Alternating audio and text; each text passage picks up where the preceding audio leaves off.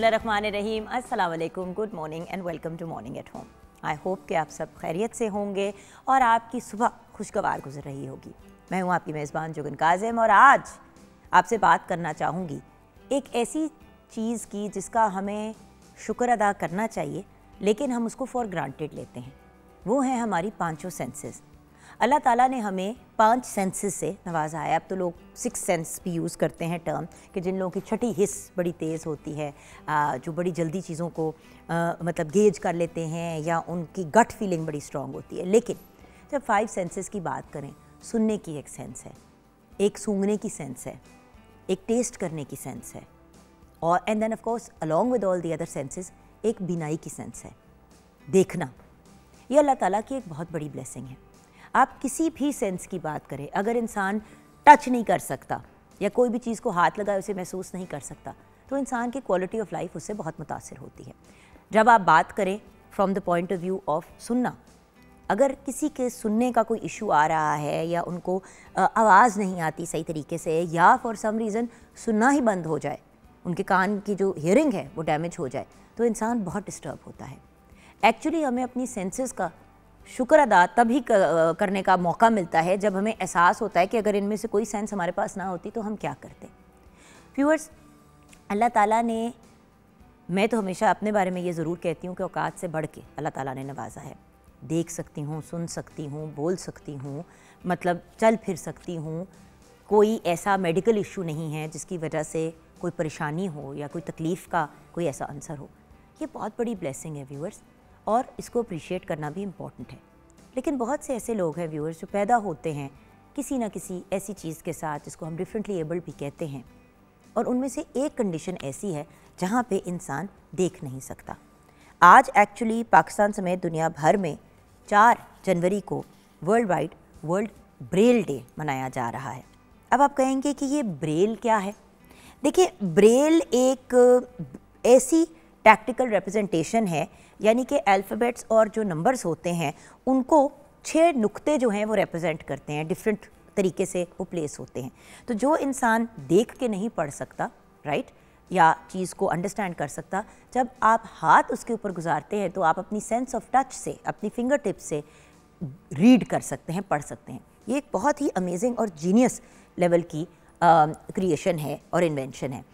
हर number और हर जो लफ्ज़ है वो चाहे म्यूज़िकल भी हो, मैथमेटिकल भी हो, साइंटिफिक सिंबल भी हो, वो सारा जो है वो 6 नुक्तों के थ्रू रिप्रेजेंट किया जाता है। अच्छा, ब्रेल टैक्टिकल रिप्रेजेंटेशन जो है उसको ब्लाइंड और विजुअली इम्पेयर्ड लोग जो हैं किताबों में और डिफरेंट पीरियडिकल्स वगैरह में पढ़ कर सकते हैं और उसको इस्तेमाल कर सकते हैं। यानी कि बहुत से बच्चे जो देख नहीं सकते वो बड़े आराम से स्कूल, कॉलेज, यूनिवर्सिटी की एजुकेशन ले सकते हैं ब्रेल के थ्रू। अच्छा, लुइस ब्रेल एक फ्रेंच एडुकेटर थे, एक फ्रेंच पर्सनालिटी थे जिन्होंने ब्लाइंड लोगों के लिए ये टैक्टिकल सिस्टम इन्वेंट किया। ब्लाइंड एंड विजुअली इम्पेयर्ड लोग जो हैं उनको इसके थ्रू रीडिंग और राइटिंग दोनों सिखाई। अच्छा, ब्रेल ऑब्वियसली इनके नाम के पीछे इसका रखा गया एंड क्योंकि आज लुइस ब्रेल की सालगिरह होती है तो इस वजह से ये दिन भी वर्ल्ड ब्रेल डे के तौर पे मनाया जाता है। अगर हम ब्लाइंड लोगों की बात करें तो उनके लिए इस पॉइंट ऑफ व्यू से ये बहुत बड़ा एसेट है क्योंकि शैम्पू हो गए, कंडीशनर हो गए, दवाइयाँ हो गई, बिजली की अप्लायंसेस हो गई जैसे कि अवन हो गया, मेकअप प्रोडक्ट्स हो गए, एलिवेटर पैनल्स हो गए, क्रेडिट कार्ड, बैंक कार्ड्स, इन सब पे ब्रेल का ऑप्शन ज़्यादातर बड़ी कंपनीज एटलीस्ट में मौजूद होता है। इसके साथ साथ कंप्यूटर्स पे आप अक्सर देते हैं कि जो हमारे जो विजुअली इम्पेयर्ड लोग होते हैं, ब्लाइंड लोग होते हैं, बड़े आराम से कंप्यूटर पे काम कर रहे होते हैं, चीज़ें लिख रहे होते हैं, लोगों को भेज रहे होते हैं, सारा कुछ कर रहे होते हैं, बिकॉज अब टेक्नोलॉजी इतनी बढ़ गई है कि ब्रेल से भी चीज़ आगे बढ़ गई है। और अगर आप पाकिस्तान की बात करें और उन लोगों की बात करें जो पाकिस्तान में रहते हैं, जो देख नहीं सकते या किसी वजह से विजुअली इम्पेयर्ड हैं, तो बहुत कॉन्ट्रीब्यूशंस हैं किसी भी नॉर्मल इंसान की तरह। जैसे कि हमारी ब्लाइंड क्रिकेट टीम का एग्जांपल ले लें तो 2 वर्ल्ड कप जीत चुकी है माशाल्लाह से।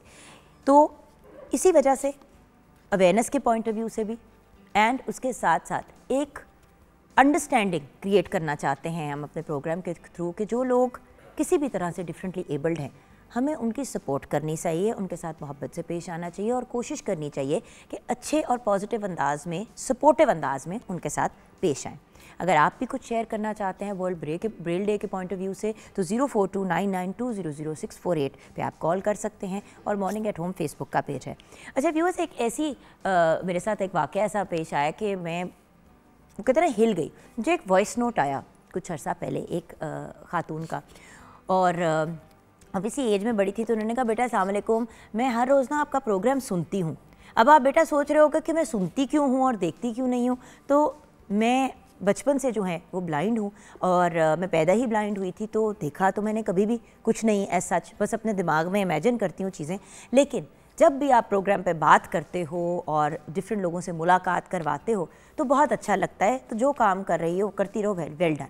अच्छा, मैं इतनी इम्प्रेस हुई कि ये प्रोग्राम सुनती हैं, उसके बाद उन्होंने अपनी फीडबैक भी दी, वॉइस नोट भी ऑब्वियसली उन्होंने खुद रिकॉर्ड किया, यानी कि एक रेगुलर इंसान की तरह सारी चीज़ें की जा सकती है, सिर्फ नज़र नहीं आ रहा ना। सो द फैक्ट इज़, हम जब टीवी पे प्रोग्राम्स करते हैं हमें इस चीज़ को भी मद्देनज़र रखना चाहिए कि सिर्फ देखने वाले लोग नहीं प्रोग्राम को देख रहे, कुछ ऐसे लोग हैं जो सिर्फ सुन भी रहे हैं, प्रोग्राम को देख नहीं पाते। सो ये एक इम्पॉर्टेंट एलिमेंट है और अपनी प्रोग्रामिंग को भी लोगों को इसी हिसाब से डिज़ाइन करना चाहिए। इसके साथ साथ व्यूअर्स, आज एक बहुत ही मज़े के ब्रांड की मैंने आपसे बात करनी है।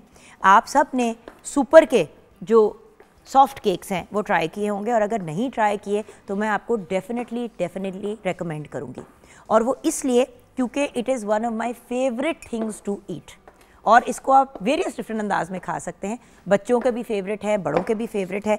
किचन में आ गई हूँ तो पहले ज़रा शेफ़ सैयदा नूर हैदर से भी हेलो आई कर लेते हैं। अस्सलाम वालेकुम। वालेकुम सलाम, कैसी हैं आप? ठीक मैं बिल्कुल ठीक हूँ, आप ठीक ठाक हैं? अल्हम्दुलिल्लाह, मैं बिल्कुल ठीक हूँ। अब देखिए, ज़िंदगी की असल मिठास तभी मिलती है जब मुख्तलिफ सोच, मिजाज और जायकों का आपस में जो होता है ना एक कॉम्बिनेशन होता है, जब वो मिल बैठते हैं। इस मिठास को सेलिब्रेट करने के लिए पाकिस्तान का favourite cake and biscuit brand of course जो है, आई मीन सुपर तो हर बंदे का फेवरेट है, whether you have it in biscuit form और you have it in cake form, but इनके जो सॉफ्ट बेक्स की क्लासिक चॉकलेट केक की जो लॉन्च हुई है ना, वो बहुत ही एक एक्साइटिंग चीज़ है, क्योंकि उनका जो ट्रेडिशनल वाला बहुत ही मज़े का केक था, प्लेन केक जिसको हम एक तरह से कहते हैं, सुपर का सॉफ्ट बेक प्लेन फ्लेवर में तो बहुत ही मज़े का है।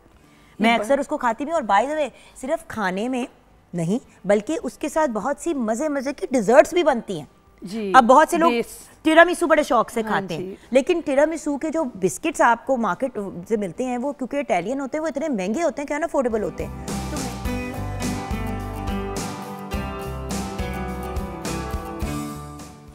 जी हाँ viewers, welcome back from the break. Chef Noor और मैं अभी गप लगा रहे थे कि भाई कल जुम्मा है तो क्या प्लान होना चाहिए खाने पीने का, तो हम यही डिस्कस कर रहे थे कि भाई डिज़र्ट के पॉइंट ऑफ व्यू से या टी टाइम के पॉइंट ऑफ व्यू से या इवन ब्रेकफास्ट के पॉइंट ऑफ व्यू से जो एक बहुत ही अमेजिंग ऑप्शन है वो है सुपर के soft bakes classic chocolate cake. Chocolate हर बंदे का फेवरेट है, बच्चों का खास तौर पर। बच्चों के आप बड़े हम भी पड़े हैं राहों में, लेकिन बच्चे बहुत शौक से खाते हैं। और वही है ना कि ज़िंदगी का असल ज़िंदगी की अगर हम असल मिठास की बात करें तो वो तभी मिलती है जब मुख्तलिफ सोच, मिजाज और जायकों का आपस में मिल बैठना होता है, कॉम्बिनेशन होता है। इस मिठास को सेलिब्रेट करने के लिए पाकिस्तान का फेवरेट केक ब्रांड जिसको सुपर सॉफ्ट बेक्स कहते हैं, इसका लॉन्च किया है एक बहुत ही मज़े का option which is the classic chocolate option, जिसमें शामिल है वही रिवायती वो जो अमेजिंग एग मिल्क का जो एक फ्रेश मज़ा है और ख़ालिस चॉकलेट की मज़ेदार मिठास है, और अब ये 2 फ्लेवर्स में मिल जाता है, यानी कि सीधा साधा आप खुशी खुशी सुपर भी खा सकते हैं या आप उसकी कॉम्बिनेशन में भी खा सकते हैं। I mean this is one of my absolute favourites and this is the classic chocolate cake option.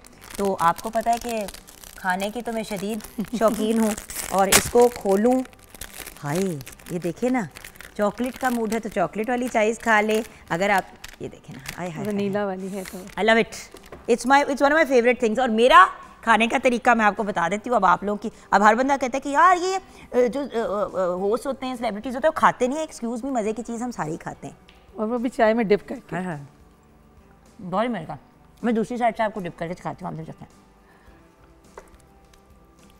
मानो बचपन के बिस्किट और वो केक याद आ गए, चल उन्हें चॉकलेट साइड विद चॉकलो, आय हाय हाय, ममता ही ममता। वैसे भी इनका नाम मेरी बेटी वाला है तो इन पे कुछ चीची वाला बेटियों वाला प्यार ही आता है। बट सो सुपर की amazing soft bake chocolate classic chocolate cake ज़रूर ट्राई कीजिएगा, वी एब्सोल्युटली लव इट। आप रेसिपी बताएं, मैं जा रही हूँ अपना केक खाने के लिए। भाई सुपर से वैसी ज़िंदगी सुपर हो जाती है, तो मैं जाके चिल कर रही हूँ अपने कॉर्नर में, चाय पीऊँगी और केक खाऊंगी, मेरा नाश्ता वहीं पे डन हो जाएगा और आप अपना काम करें। By the way viewers, seriously branding के पॉइंट ऑफ व्यू को साइड पे कर दें। चले आज हमने बात करनी थी, but it's actually one of my absolute favourites. और डिज़र्ट्स में ये इतना मज़े का होता है। इसी के साथ अगर आप सुपर के केक के साथ आप बड़े मज़े का टिरामिसू तैयार कर सकते हैं, बहुत सी डिज़र्ट्स तैयार कर सकते हैं। आपको याद होगा कि एक ज़माने में एक बड़े मज़े का केक, बिस्किट्स और क्रीम वाली डिज़र्ट लोग बनाया करते थे। वो क्या करते थे कि नीचे बिस्किट्स डालते थे, उसके ऊपर फिर कॉफ़ी थोड़ी सी डाल देते थे, टिरामिसू स्टाइल ही। वो भी आप बड़े आराम से इसके साथ बना सकते हैं। It is absolutely delicious. Anyway, I am gonna have my super classic chocolate cake. आप नूर जी अपना काम करें, इक्का दुक्का केक हम आपको शायद ब्रेक में खिला दें। चलें, थैंक यू जी। आज हम बना रहे हैं कॉन्टिनेंटल चिकन रोस्ट, और ये बहुत सिंपल और बहुत ही डिलीशियस बनता है।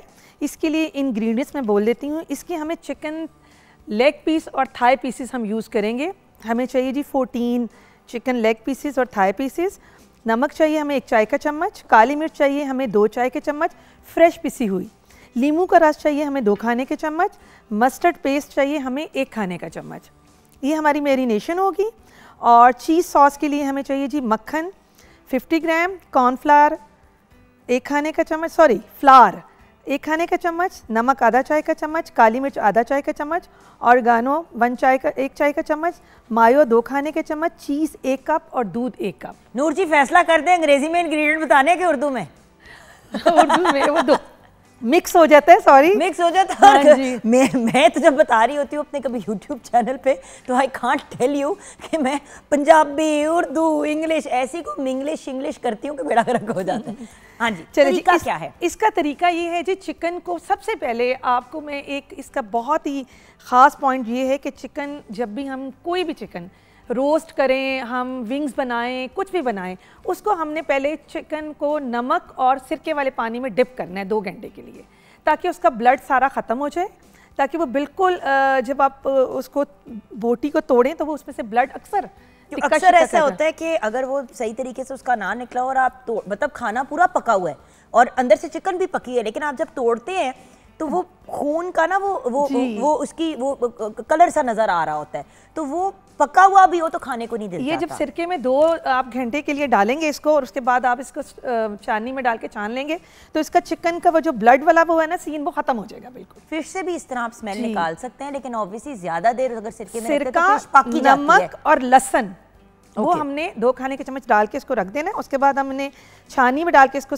मतलब छान लेना है। उसके बाद हम इसमें नमक, काली मिर्च और ये सारी जितनी भी चीज़ें हैं इसको मैरिनेट कर लेंगे, और फिर इसको हम पैन फ्राई बहुत ही कम ऑयल में, आप थोड़ा ऑयल डालें और इसको पहले तेज़ आंच पे इसको रोस्ट करें ताकि इसका कलर आ जाए, और फिर हल्की आंच पे ना इसको आप 45 मिनट्स के रख लें ताकि चिकन अंदर से बिल्कुल गल जाए। और ये हमारा चिकन रेडी हो गया। और सॉस के लिए जो हमें चाहिए चीज़ें, मक्खन को हम मेल्ट करेंगे, उसमें हम मैदा डाल के उसको हल्की ही आंच पे जो है हम उसको फ्राई करेंगे ताकि उसकी खुशबू आने लगे। फिर उसमें डाल देंगे दूध, नमक, काली मिर्च और ऑर्गेनो, मायो और चीज़, और इसको चीज़ डाल के हम सिर्फ 2 मिनट के लिए हम पकाएंगे। और इसकी सॉस जब गाढ़ी हो जाएगी, हमने थिन रखनी है, पतली सॉस, और फिर हम इसको डिश आउट करेंगे और उसके ऊपर हम सॉस डिजल कर देंगे। ऊपर आप डाल सकते हैं। वैसे तो इस चिकन का इन इटसेल्फ इतना मजे का टेस्ट है कि अगर आप जिस तरह बहुत से अब रेस्टोरेंट्स में करना शुरू हो गए हैं लोग के साइड पे दे देते हैं सॉस, जी। तो जो ज़रा डाइट कॉन्शियस हुए हैं, अगर वो प्योर इसको चिकन को विद वेजिटेबल्स खा लेते हैं, स्टीम्ड वेजिटेबल के साथ, तो ये अच्छा खासा आपका एक हेल्दी मील हो जाती है। हाँ, बच्चों वगैरह को देना है, या अगर आप भी ज़्यादा इतने कॉन्शियस नहीं है, यू डोंट माइंड के आप इस तरह करें, तो वो आप सॉस ऊपर भी डाल लें जी। और फ्राइज़ हम इसके साथ सर्व करेंगे। फ्राइज़ को हमने कट करके उसको हमने ब्लांच करने हैं 2 मिनट के लिए नमक वाले पानी में डाल के जी, और उसके बाद हम इसको छानी में डालेंगे। जब थोड़ी सी इसकी स्टीम निकल जाएगी, 1 हैंडफुल कॉर्नफ्लावर और 1 हैंडफुल चावल का आटा डाल के उसको ऐसे करके मिक्स करेंगे और थोड़ी देर के लिए फ्रीजर में रख देंगे। जब उसकी कोटिंग अच्छी तरह उसमें चिपक जाएगी, और उसके बाद आप उसको डीप फ्राई कर लेंगे। ऑसम व्यूअर्स, जैसे कि आप जानते हैं आज पाकिस्तान समेत दुनिया भर में वर्ल्ड ब्रेल डे मनाया जा रहा है उन लोगों के पॉइंट ऑफ व्यू से जो उनको हम ब्लाइंड पर्सन भी कहते हैं, या जो विजुअली इम्पेयर्ड लोग होते हैं। अच्छा, ये तो हो ही रहा है, लेकिन उसके साथ साथ आजकल की पॉइंट ऑफ व्यू से, जैसे कि पिछले दिनों हमने निमोनिया की बात की, तो एक और प्रॉब्लम जो बहुत कॉमन है सीजनल, वो है ENT के मसाइल, यानी कि एयर, नोज़ एंड थ्रोट के मसाइल। अब देखें ना, ये तीनों चीज़ें हमारी 3 सेंसेस से कनेक्टेड है। थ्रोट या माउथ की बात करें तो उससे हमारा टेस्ट कनेक्टेड है। अगर आप नोज़ की बात करें तो सांस लेने के लिए इस्तेमाल किया जाता है, और कान की बात करें तो हमारी हियरिंग के पॉइंट ऑफ व्यू से। तो आज हमने एक ENT कंसल्टेंट को, एक ENT स्पेशलिस्ट को बुलाया है जो ईयर, नोज़ एंड थ्रोट के स्पेशलिस्ट हैं। एक तो सीजनल मसाइल जो चल रहे हैं उनकी बात करनी है, और दूसरी एक प्रॉब्लम जो पता नहीं क्यों बहुत कॉमन हो गई है कि बहुत छोटी उम्र पर लोगों की कान की सुनने की जो सलाहियत है वो कम होनी शुरू हो जाती है। एक एज आती है 60-70 साल के बाद, वैसे ही लोगों को हियरिंग का मसला होना शुरू हो जाता है, लेकिन कुछ यंग लोगों में भी ये चीज़ हम बड़ी कॉमन देख रहे हैं। तो ये क्यों होता है, इसका क्या रीज़न है और हम इसको रोक कैसे सकते हैं, इसके बारे में गाइडेंस लेंगे ब्रेक के बाद।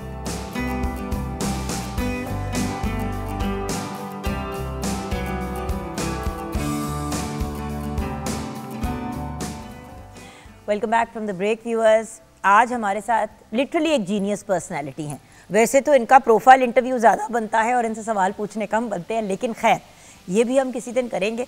आज हमारे साथ एक ऐसे ENT कंसल्टेंट हैं जो गोल्ड मेडलिस्ट हैं माशाल्लाह से, पायनियर हैं एडवांस सर्जिकल प्रोसीजर्स में। इसके अलावा बहुत सी मेडिकल किताबों के आप ऑथर भी हैं और former principal at the Allama Iqbal medical college, Jinnah hospital, Lahore. अस्सलाम वालेकुम डॉक्टर साहब। वालेकुम सलाम। डॉक्टर साहब सही कहा या कुछ गलत कहा? Thank you very much. अच्छा, तो डॉक्टर साहब सबसे पहले तो आज क्योंकि वर्ल्ड ब्रेल डे पाकिस्तान समेत दुनिया भर में मनाया जा रहा है, तो इसके पॉइंट ऑफ व्यू से हमारी जो सेंसेस होती हैं, देखिए टेस्ट करने की एक सेंस है, एक देखने की सेंस है, एक सूंघने की सेंस है, एक सुनने की सेंस है, एक महसूस करने की, टच करने की सेंस है। 5 तो यही सेंसेस हैं। उसके बाद लोग 6 सेंस, 7, तो ये सेंसेस कितनी इंपॉर्टेंट है आपकी नज़र में? क्योंकि 2 आपके जिम्मे, बल्कि 3, थ्रोट की बात करते हैं तो माउथ भी आ जाता है। बिल्कुल सही। तो यानी कि 3 सेंसेस तो आपके जिम्मे हैं। लिविंग में इंसानी वजूद जो है अल्लाह में की बेहतरीन मखलूक है। God almighty Allah says very clearly कि इंसान मेरी सबसे खूबसूरत तख्लीक है। और इंसान में जो फेस है, इंसानी फेस, इंसानी चेहरा, ये मास्टरपीस है। इस मास्टरपीस में वो 6 सेंसेस में से 5 तो यहीं पे हैं, और इसमें नंबर 1, नंबर 2 ज़्यादा इम्पॉर्टेंट हैं, आइज़ और हीयरिंग और विजन। देखना और सुनना सबसे ज़रूरी है, क्योंकि जो सुनना है ये सुनना ही नहीं है, आप बोलते हैं उतना ही अच्छा जितना अच्छा आप सुनते हैं। इसीलिए अक्सर लोग जो हियरिंग इम्पेयर्ड होते हैं उनकी स्पीच जो है उसमें इशू आता है। एग्जैक्टली। बहुत सारे बच्चे क्लास में इनअटेंटिव हैं, बोलते हैं साफ नहीं बोलते, शुरू में तोतला बोलते हैं, फिर हकलाने लगते हैं क्योंकि टाइमली ट्रीट नहीं किया गया। जहाँ पे पेरेंट्स बच्चे के साथ टाइम गुजारते हैं, स्माइलिंग करते हैं, आपका बच्चा हमेशा अपने पेरेंट्स का फॉलोअर होता है। वो जितने पेरेंट्स मेंटोर हैं, पीर साईं हैं, माँ को एग्जैक्टली, अगर माँ सारा दिन स्माइल करती है, रिलैक्स है, हरीनेस नहीं शो करती, बच्चा आपका बड़ा कॉन्फिडेंट, स्ट्रॉन्ग और थ्रू आउट लाइफ वैसे ही बिहेव करेगा। He is really following the masterpiece, अपने मेंटोर को फॉलो कर रहा है, क्योंकि मिमिक कर रहा है ना, वो एग्जैक्टली फॉलो कर रहा है उसको। तो विजन हर सूरत में ठीक होनी चाहिए, हीयरिंग हर सूरत में ठीक होनी चाहिए, टेस्ट, स्मेल, फ्लेवर उसका बाद में आता है, टच सेंस या जिसको ख़ास सेंस कहते हैं कि स्पेशल सेंस जिसको 6 सेंस है, वो एक एक्स्ट्रा एडिड चीज़ें हैं। इन सब के बगैर इंसान की ग्रोथ या extra ordinarily Einstein like, Abdussalam like best capabilities achieve की जा सकती हैं अगर इन बेसिक बुनियादी चीज़ों को बचपन में ही इवॉल्व होने दिया जाए। सही। तो डॉक्टर साहब वही वाली बात है ना कि आई गेस मुझे यही बात एक क्यूरियोसिटी के पॉइंट ऑफ व्यू से, आपने सिर्फ ENT बनने का डिसीजन नहीं लिया, ear, nose and throat specialist या कंसल्टेंट, आपने इस फील्ड में काम भी बहुत किया है, मज़ीद भी किताबें लिखना, मतलब वेरियस डिफरेंट प्लेटफॉर्म्स पे पाकिस्तान को रिप्रेजेंट करना, अपनी रिसर्चेस पुट फॉरवर्ड करना, फिर सर्जिकल प्रोसीजर्स में भी आपने इतना इनोवेटिव काम किए। तो डॉक्टर साहब ENT की फील्ड का क्यों इंतखाब किया? 1000 फील्ड्स हैं, वाई दिस वन? डॉक्टर बंदा बन रहा होता है, शुरू में तो आप सोच ही रहे होते हैं ना कि किस तरफ हमने जाना है। आई थिंक बिल्कुल ये सही बात है कि बचपन तो ऐसे ही था कि सारे डॉक्टर बन रहे थे, हम भी बने। गांव से मेरा स्टार्ट था, सारे लोग पढ़ रहे थे, हमने भी थोड़ा सा पढ़ा। मेरा ख्याल था मैं टीचर बनूंगा। अच्छा। In 5th class I was very sure कि if I will be teacher in my village, मैं अपने गांव में आके मैट्रिक के बाद टीचर बनूंगा तो I would be the most luckiest person. लेकिन वहाँ पे उस स्कूल में गलती से मैंने टॉप किया, फिर ऐसे मेडिकल कॉलेज में टॉप किया, तो फिर देखा गया कि सबसे ज़्यादा स्कोप कहाँ है, ऑप्शन कहाँ पे है जहाँ पे मैं बेस्ट परफॉर्म कर सकता हूँ। ज़ाहिर है कहीं पे जाना था। मेरे एक टीचर ने बहुत अच्छे थे, मैं जब रजिस्ट्रार था म्यू में, उन्होंने कहा कि आप ENT में चले जाएं। So we always follow our seniors. मैंने कहा चलें ये भी कर लेते हैं। सो मैंने जो पोस्ट ग्रेजुएशन पहले की वो सभी फील्ड में कर ली, पार्ट 1 इनका होता है, तो सर्जरी में भी, अलाइड में भी। फिर मुझे पता नहीं था मैं कार्डियोलॉजिस्ट बनना है।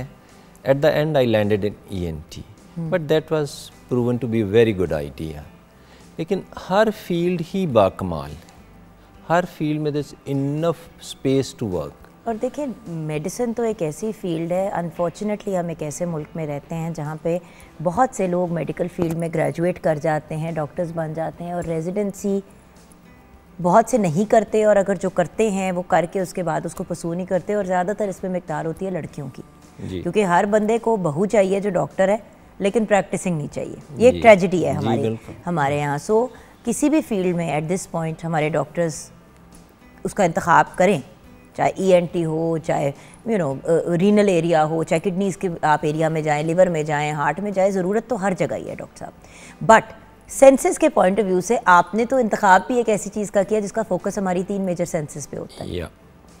सो डॉक्टर साहब आजकल के अगर पॉइंट ऑफ व्यू से बात करें, आजकल बहुत ज़्यादा से, मैं ब्रेक में भी आपसे डॉक्टर साहब बात कर रही थी शो करने से पहले, अभी सेगमेंट शुरू करने से पहले, कि देखें मेरी बेटी नूर है, अब 3 साल की है, नाक और कान कंसिस्टेंटली बंद, खड़खड़ की आवाज़, और ये 3 महीने से एक मसला चल रहा है। मैं बड़ी इस बात से अपसेट भी हो रही हूँ, क्योंकि ऑब्वियसली हर रोज़ आप बच्चे को एक ऐसी कंडीशन में देखते हो, आप 100 दवाइयाँ ट्राई कर ली, एंटीबायोटिक्स कर लिए, वो क्या हो रहा है? ये सर्दियों में कोई एक टाइम होता था बच्चे बीमार होते थे, 4 दिन 5 दिन 6 दिन, ज़्यादा से ज़्यादा हफ्ते बाद बच्चे बिल्कुल नॉर्मल होते थे। अब तो बच्चे बीमार होकर ख़त्म ही नहीं हो रही बीमारियाँ, स्पेशली छोटे बच्चे। इसमें 2-3 फैक्टर इम्पॉर्टेंट है इस वक्त। सर्दियों में इंसिडेंस वायरल इन्फेक्शन का वैसे भी ज़्यादा होता है। हम एक बहुत पोल्यूटेड और फ़ज़ाई आलूदगी का शिकार हैं। हमने बच्चों को ख़ुद भी इनएक्टिव हो गए हैं, बच्चों को भी इनएक्टिव हो गए। हमारी डाइट रियली मिस जुगन नीड्स टू बी चेंज्ड। हमें सिंपल डाइट की तरफ जाना है। हमने चाइनीज़ जापानीज़ की तरह थोड़ी वार्म चीज़ें जो थोड़ी सी गले को टकोर करती हैं उस तरफ जाना है। हमने बहुत नेचुरल चीज़ों के, सिंपल चीज़ों को जो अवेलेबिलिटी है उसके पास रहे।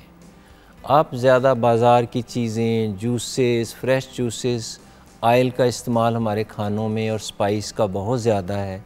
आयल और स्पाइस हमारी दुनिया में, हमारे इंडिया पाकिस्तान में बहुत कम करने की ज़रूरत है। इसकी जगह पे आप थोड़ा प्रोटीन को ज़्यादा कर लें, वेजिटेबल को ज़्यादा कर लें, बच्चे बहुत बेहतर हो जाएंगे। हर बच्चे को अगर सोने से पहले स्टीम दे दी जाए, साल्टेड वाटर, सी वाटर बना बनाया भी आता है, आप ख़ुद भी एक गिलास में ½ टीस्पून डाल के बच्चे की नोज़ी फ्लश कर दें ड्रॉपर के साथ, सिरिंज के साथ, बच्चा बिल्कुल ठीक रहेगा। पूरी दुनिया में जहाँ विंटर स्ट्रॉन्ग होता है, एक स्टैंडर्ड तरीका है sinus nose flush, nose flush, sinus flush. वो बनी बनाई बॉटल आती हैं, जस्ट एरोसोल आप दबाते हैं, पूरा नाक साइनस फ्लश हो जाता है।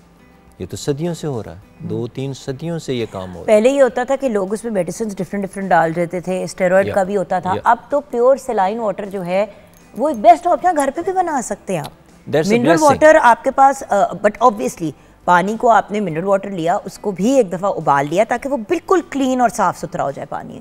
उसके अंदर just to be safe doctor साहब कि बिल्कुल ही कोई बैक्टीरिया, क्योंकि बोतलों में लेने का फ़ायदा यही होता है फार्मेसी से कि हमें बैक्टीरिया की, वो आपने किसी बॉटल के अंदर डाला, ड्रॉपर बॉटल के अंदर, बच्चे को लिटाया, आपने 2-2 कतरे डाले, उसको ऐसे ऐसे करके किया, वो खुद ही खुल जाते हैं बच्चे। एब्सोल्युटली। और उसमें सॉल्ट आपने डाल दिया, सी सॉल्ट, वो सी सॉल्ट डालते तो बेस्ट है। नॉर्मल वाटर में अगर थोड़ा सा साल्टेड कर दिया जाए, नॉर्मल खाने वाला नमक, एक गिलास में 200 सीसी में ½ टीस्पून या 1 teaspoon salt is an ideal way. Temperature का ख्याल करा जाए कि जब भी आइस में, ईयर में कोई भी ड्रॉप्स डालने हैं, ऑयल डालना है, पानी डालना है, बॉडी टेम्परेचर पे होना चाहिए। बॉडी टेम्परेचर है 37 सेल्सियस। इसका मतलब आजकल हम पंजाबी में कहें तो ल्यूक वार्म, हल्का सा गर्म, ठीक है, कोसा, इससे ज़्यादा ना हो। अच्छा, यानी कि नाक में भी जब डालना है तो उसकी टेम्परेचर लिटिल वार्म होना चाहिए। आप फिंगर डालें तो आपको शक पड़े कि ये हल्का सा गर्म है, हल्का सा, या आपके पास थर्मामीटर होता है पे निशान लगा हुआ 98 फ़ारेनहाइट, ये 98 97 के पास 37 Celsius is an ideal way of putting something in the nose और इन द थ्रोट और इन द ईयर। अच्छा डॉक्टर साहब, आपने तेल की बात की, मैं ये भी जानना चाहूँगी, कान में आजकल बच्चों को बहुत खुजली हो रही है, नाक में तो चले पानी डाल देते हैं, कान में तो नहीं आप पानी डाल सकते ना जी, उसका क्या हाल है? उसका आइडियल तरीका ये, इचिंग ईयर, जैसे बच्चे ना ऐसे ऐसे कान को बार बार ऐसे ऐसे कर रहे होते हैं, उंगली डाल रहे होते हैं। अब ऑब्वियसली डॉक्टर से एक दफ़ा चेकअप ज़रूर कराना चाहिए कि खुदा न खास्ता कान में कोई इशू ना हो, लेकिन अगर डॉक्टर के एंड से क्लियर आ जाती है बात तो ऑब्वियसली फिर बच्चा अगर तंग हो रहा है, इचिंग हो रही है, उसका क्या हाल है डॉक्टर? नोज़, गला और कान हलक के पीछे मिले हुए हैं, that's exactly like a Regal चौक, वहाँ पे 3-4 रोड। अगर नोज़ में थोड़ी सी भी इन्फेक्शन होगी, एलर्जी होगी, पॉल्यूशन होगी या गले में ऐसे होगा तो कान में इचिंग होगी, कान बंद भी हो सकता है उससे। इसलिए ज़रूरी है कि नोज़ किसी भी सूरत में, किसी भी एज में नाक बंद नहीं होनी चाहिए। नाक चंद मिनटों के लिए भी बंद नहीं होनी चाहिए। बंद हो रही तो सिंपल तरीक़ों पे जाया जाए, जैसे आपने कहा कि नोज़ को पानी से फ्लश करें, सिंपल ब्लो प्रॉपर करें, बच्चों को ब्लो आउट करना, स्निफ़ करना सिखाएं ज़रूर अर्ली एज में। 4 साल तक बच्चे को ये बात समझ आ जानी चाहिए। स्टीम बाथ देना, लंबा गर्म पानी से बाथ देना, फ़िज़िकल एक्टिविटी करना। आपकी नोज़ बंद है, आप 15 मिनट माइकल जैक्सन की तरह उठ के कोई एक्टिविटी कर लें, आपकी नाक खुल जाएगी।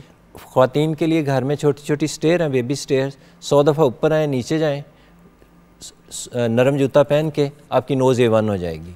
नाक को बंद प्लीज़ ना होने दें। आर्या गाइडलाइंस एंड WHO की। वैसे आप जो बात कह रहे हैं ना, ये मुझे इसलिए इतनी इंट्रीग कर रही है क्योंकि एक चीज़ है जो मैंने अपनी ज़िंदगी का रूटीन बना लिया पिछले साल 1.5 साल से, कि हर रोज़ सुबह मैं अपने डॉग्स को खुद वॉक पे लेके जाती हूँ अपने हस्बैंड के साथ, कि भाई अगर पेट्स रखे हैं तो फिर उनका ख्याल खुद ही रखना है ना। अगर हर चीज़ आपने घर के स्टाफ पे या दूसरों पे छोड़ देनी है फिर ना रखें।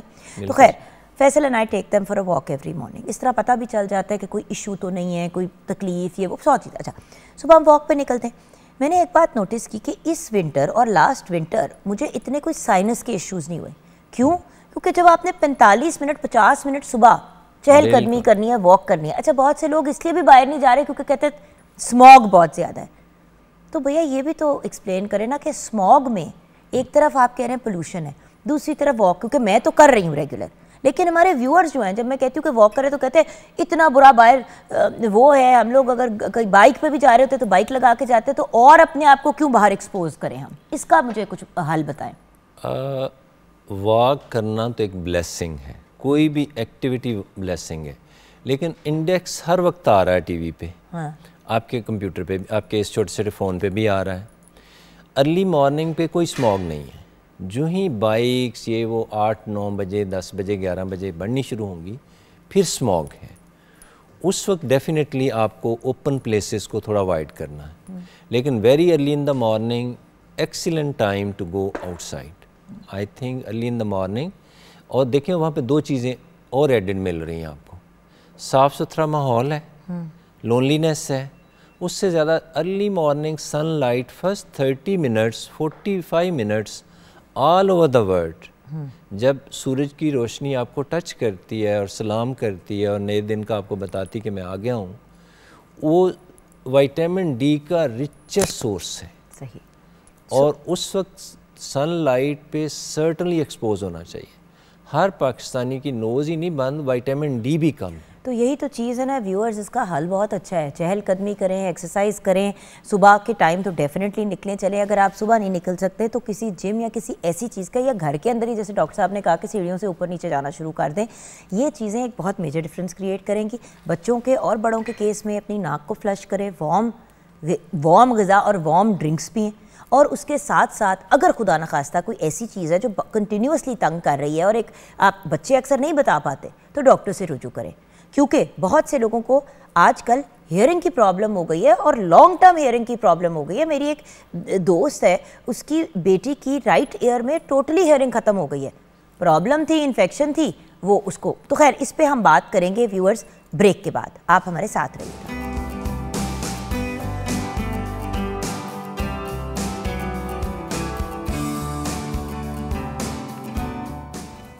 Welcome back from the break viewers. हमारी एक जीनियस पर्सनैलिटी जो हमारे साथ है, professor doctor Mohammad Rashid Zia. He is no doubt one of the most intelligent and empathetic people that we know. Doctor साहब, सुनने का जो मसला है, पहले बड़ा मजाक में कहा जाता था कि मियाँ तो शादी के बाद, मर्द जो हैं वो शादी के बाद वैसे ही बहरे हो जाते हैं, बट अनफॉर्चुनेटली हियरिंग के मसाइल बहुत ज़्यादा बढ़ गए हैं। मेरे हस्बैंड की कोई इतनी ज़्यादा उम्र नहीं है, लेकिन फैसल को अपने एक कान में सही सुनाई नहीं देता। कोई एक इन्फेक्शन हुई थी फैसल को, वैसे भी इनके फैमिली में हियरिंग का इशू है। मेरी मदर इन लॉ को भी है, उस साइड पे फैमिली में काफ़ी है उसकी, from his maternal side. Doctor साहब, ही केप्ट सेइंग मैं कान में इन्फेक्शन हुआ। मैंने कहा जानी इलाज करा लो। खैर वो डॉक्टर पे गया, एक दफ़ा उसने थोड़ा बहुत किया, नहीं उसने परसू किया। डॉक्टर साहब, उसने अपने लेफ्ट ईयर के अंदर काफ़ी हद तक हियरिंग लूज़ कर चुका है। Right year is perfectly fine, और अब वो रुक गया है डैमेज, क्योंकि उसने करा लिया और सारा कुछ व्हाटएवर, बट जो जितना हो गया डैमेज अब वो वापस नहीं हो रहा। इसी तरह एक और केस आपके साथ शेयर करूँगी। मैं घर में एक शख्स काम करते हैं, अजमल भाई। अजमल भाई ने मेरे पास आए और कहते हैं आप ही मेरे कान में ना कुछ अरसा पहले प्रॉब्लम हुई थी, तो डॉक्टर ने कहा था कि इसका इलाज कराने कान के पर्दे का। सारा कुछ हुआ व्हाटएवर, ये वो, लॉन्ग स्टोरी शॉर्ट, उसने 7 साल पहले उसने को कान में तीली शीली मारी, पर्दा डैमेज हो गया, वो सुराख बड़ा होता गया। अब उसकी बड़ी मेजर, एक मतलब मेजर से मुराद ये कि जनरल एनेस्थीसिया में उसकी सर्जरी की, वो पर्दे को रिपेयर किया, सारा कुछ किया, लेकिन डॉक्टर ने भी यही बात की कि भाई 20% इसकी हियरिंग अब वापस नहीं आएगी। 80% ये सही सुन सकता है क्योंकि उसके टेस्ट सारे हुए ये वो। उन्होंने कहा अभी 60% पे हियरिंग रिपेयर करके 80% हो जाएगी, वापस 100% नहीं होने वाली। ठीक डॉक्टर साहब, लोग अपनी हियरिंग को सीरियसली क्यों नहीं लेते? मतलब मैं इस किस्म की बातें सुनती हूँ, मैं हैरान हो जाती हूँ। छोटे छोटे बच्चों की हियरिंग का प्रॉब्लम 16 साल की उम्र पे पता चल रहा है। ओ भाई, बचपन से अगर उनको सुनाई नहीं दे रहा था तो क्यों नहीं नोट किया? ज़रा इस पे हमें गाइड करें प्लीज़। दोनों चीज़ें ही मिस चुकन बहुत इम्पॉर्टेंट है। अर्ली डिटेक्शन, छोटा बच्चा दुनिया में आए जो एक बहुत बड़ी ब्लेसिंग है किसी भी फैमिली के लिए, उसकी विजन, हीयरिंग, बाकी बॉडी के एक्शंस की तरह फंक्शन के लिए पता होना बहुत ज़रूरी है। अब जितने भी हॉस्पिटल जहाँ पे मैटरनिटी सेंटर प्रॉपर हैं मदर केयर के नाम पे, वहाँ पे उसी टाइम पे चेक हो जाता है कि विजन और hearing with in normal limit है कि नहीं। अगर ऐसे नहीं हुआ तो प्लीज़ पेरेंट्स की अवेयरनेस, इल्म रोशनी है। अगर हम बच्चों के सिलेबस में ये चीज़ डाल दें प्राइमरी तक, मैट्रिक तक, तो बच्चे ख़ुद से भी बहुत सारा, और टीचर उसकी तो 100%। हर बंदा अल्लाह मियाँ ने जो दुनिया में आया है वो आइंस्टाइन से बिल्कुल पैरेलल ठीक सोचता है, सोच उसकी साफ़ सुथरी होती है और उतना ही इंक्विजिटिव, रिसर्च ओरिएंटेड है। सिर्फ अवेयरनेस, नॉलेज को आम किया जाए। लेकिन डॉक्टर साहब देखें, क्या ये अस्पताल, मैं वैसे एक सवाल कर रही हूँ, क्या ये अस्पताल का फ़र्ज़ नहीं है कि जब एक बच्चा पैदा हो, देखिए गायनेकोलॉजिस्ट ने जो औरत को देख रही होती है और बच्चे को भी देख रही होती है जब तक वो माँ के पेट में होता है, वो तो अपना काम कर रही होती है, लेकिन जब बच्चा एक दफ़ा माँ की बॉडी से बाहर निकल आता है, उसके बाद क्या पीडियाट्रिशियन यानी कि जो बच्चों का एक्सपर्ट है, जो बच्चों का स्पेशलिस्ट होता है, क्या उसका फ़र्ज़ नहीं बनता कि वो ये सारी चीज़ें चेक करे? मैं वैसे एक बात पूछ रही हूँ। ये बिल्कुल सही है कि 100% मुमकिन है कि पहले और दूसरे दिन बच्चे की असेसमेंट हो जाती है कि उसकी हीयरिंग और विजन नॉर्मल है या विद इन नॉर्मल नहीं है। क्योंकि देखिए जिस्मानी चेकअप तो मैंने होते हुए देखा है, लेकिन जिस तरह अब हम ऑनलाइन देखते हैं कि ऐसे ऐसे करके चुटकी बजाई के बच्चा उस तरफ देख रहा है, जब आप चुटकी बजाते हो आवाज़ देने पे रिएक्ट करता है, ये तो मैंने देखा है कि सारे जो पीडियाट्रिशियंस हैं वो इस तरह जो है वो कुछ चीज़ पेन या कुछ ऐसे ऐसे करते हैं कि बच्चा उसको फॉलो कर रहा है। सुनाई के पॉइंट ऑफ व्यू से मैंने बड़ा कम देखा है। छोटी छोटी गैजेट्स आ गई हुई हैं, कंप्यूटराइज्ड हैं, ऑटो एक्यूस्टिक इमिशन भी बोलते हैं इसको। वो उसी टाइम पे जस्ट कान पे जैसे थर्मामीटर लगाते हैं, लगा के विद इन फ्यू सेकंड बता देती है कि hearing with in normal limits. Okay, तो अब यानी कि डिवाइसेस भी ऐसी it should be absolute routine. Pakistan में मुस्लिम्स में एक रिचुअल भी है, हमारा मज़हब का हिस्सा है कि हम अजान देते हैं। अगर बच्चा उस वक्त बिल्कुल अलर्ट हो जाता है, सोया हुआ था, आंखें खोलने लगता है, आपकी छोटी सी विस्पर पे, आवाज़ पे, क्लैप करने से फ़ौरन आइज़ ओपन करता है, स्टार्टल में चला जाता है, या माँ जिधर चल रही है बच्चा स्लोली उधर देखना शुरू करता है, बच्चा सोने लगा, आप छोटी सी आवाज़ पैदा करें और बच्चा फ़ौरन उसको बैलिस्टिक मूवमेंट की है उसने, तो it means hearing is very normal. इसमें कोई घबराने की बात नहीं है। अगर ये सिंपल चीज़ें नहीं अप्लाई कर सकते, जो ही बच्चा स्कूल पहले बर्थडे पे पहला वर्ड बच्चे का साफ़ सुथरा होना चाहिए। गोरों का है कि 1 साल का बच्चा, 6 माह से 1 साल का बच्चा अगर मामा बाबा मदर की जो भी लैंग्वेज है, सराइकी है, पंजाबी है, पश्तो है, उसमें सिंगल वर्ड्स की अटरेंस आनी बहुत ज़रूरी है। सही नहीं आई तो पेरेंट्स को फ़ौरन फ़िक्रमंद होना चाहिए। स्कूल जाने से पहले बच्चे के, अब देखें पहले 6 साल 5 साल पे जाते थे, अब 3 साल पे बच्चे स्कूल जा रहे हैं। उस वक्त बच्चे के लफ्ज़ बिल्कुल तलफ़्फ़ुज़, लफ्ज़, एक्सेंट शार्प क्लियर होना चाहिए। नहीं है तो वो बच्चा उसी क्लास में एज मेट में बैक बेंचर बनता जाएगा। टीचर उस बच्चे को प्रमोट करती है, उसको बार बार उठाती है, जो बड़ा साफ क्लियर बच्चों के लिए एक रोल मॉडल बनता है। ठीक है। टीचर उस बच्चे को नहीं बुलाती जिस पे सारे उसकी आवाज़ पे बुली करते हैं। लेकिन डॉक्टर साहब अगेन कैसे पता चले? आप समझ रहे हैं कि जैसे कि अगर 6 साल का बच्चा है, अब आपको पता है 6 साल के बच्चे अफलातून से होते हैं, बड़े मज़े के होते हैं, इधर उधर ये वो लगे हुए हैं, ये करें वो करें, नज़र नहीं आता तो अब कम नहीं बताएंगे। मतलब आप समझ रहे हैं, हम कैसे कहेंगे कि मुझे नज़र नहीं आ रहा, उनको समझ ही नहीं है इस बात की। मतलब आपको पता है ना, इतनी ब्रेन की डेवलपमेंट नहीं होती कि वो हमें बता सकते हैं कि क्या हो रहा है। बिल्कुल सही। ऐसे स्टेजेस पे, क्योंकि मेरी फ्रेंड है, उसकी बेटी की 4 के 3.5-4 साल की उम्र पे उन्होंने कहा कि इसको एक तरफ से ना ये रिस्पॉन्ड नहीं करती है सही तरह से। डॉक्टर पे लेके गए, डॉक्टर ने कहा कि जी इसका ऑपरेशन होगा, पता नहीं क्या, कोई एक अंदर उन्होंने कोई एक डिवाइस डालनी थी जिससे अंदर ही डलनी थी, और वो कह रहे थे कि सारी ज़िंदगी वो ठीक रहती है और कोई मसला नहीं होता कान को सुनने के लिए। उसने नहीं कराया क्योंकि ऑब्वियसली बच्चे को बेहोश करके एनेस्थीसिया के अंदर देना था, वो घबराती रही। अब उस साइड पे उसको सुनाई नहीं देता बच्ची को, टोटल उसकी हियरिंग खत्म हो गई है उस साइड पे, और अब उसकी माँ पिटती है कि मैंने कहा। Medical science is rushing like a rushing water, it's getting refined. हर हीयरिंग लॉस अगर अर्ली डिटेक्शन की जाए before 6 months of age, WHO के अकॉर्डिंगली हम 100%, 99.9% सबको नॉर्मल स्पीच और हीयरिंग ला सकते हैं विद इन 1 year। इसका मतलब है कि अर्ली डिटेक्शन ही सब कुछ है। अगर आपको थोड़ा सा भी शक है, वो फैमिलीज़ जहाँ पे बार बार हीयरिंग लॉस हो रहा है, प्लीज़ उसमें कज़न मैरिजेस ना की जाए। ये एक बहुत बड़ा फैक्टर है। मदर में, प्रेगनेंसी में, एक्सपेक्टेड मदर में पहले ट्राइमेस्टर में कोशिश की जाए कि माँ की एक्स्ट्रा केयर की जाए। ठीक है। मेडिसिन ना ली जाए। इन्फेक्शंस और मेडिसिन्स ड्यूरिंग प्रेगनेंसी स्पेशली पहले 3 माह में डेट्रीमेंटल हैं, हाईली टॉक्सिक हैं। बिल्कुल अद्वियात का इस्तेमाल बहुत सीनियर डॉक्टर या अपने गायनाकोलॉजिस्ट के बगैर बिल्कुल ना दी जाए। ये दवाइयाँ बाद में जहर कातिल साबित होंगी।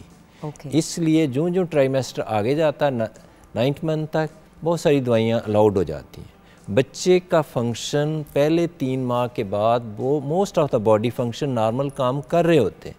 उस वक्त खलिए काफ़ी नाजुक होते हैं, माँ को नुकसान कम होता है, बच्चे को जो मामा के साथ स्टेपल्ड है इंतहाई नुकसान हो सकता है। ठीक है। इसलिए बच्चे की हीयरिंग का अर्ली डिटेक्शन होना बच्चे में और माँ में अद्वियात का इस्तेमाल बहुत एहतियात से किया जाए।